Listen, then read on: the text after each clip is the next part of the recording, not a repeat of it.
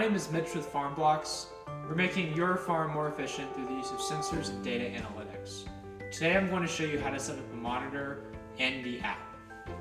Before you do this, you're going to want to set up the base station. I'll provide a link in the description to provide instructions on how to do that.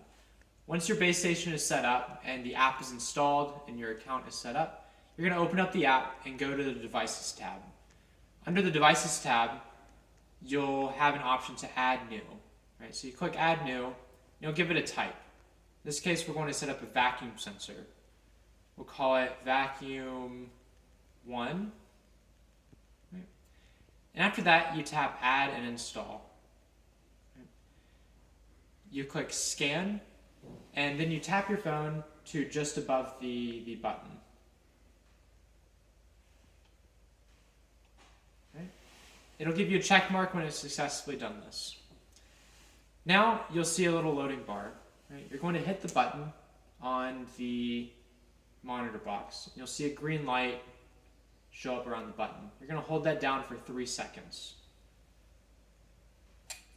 After that, you'll release the button, and if you're looking at the app, you should see, after a few seconds, a successful install.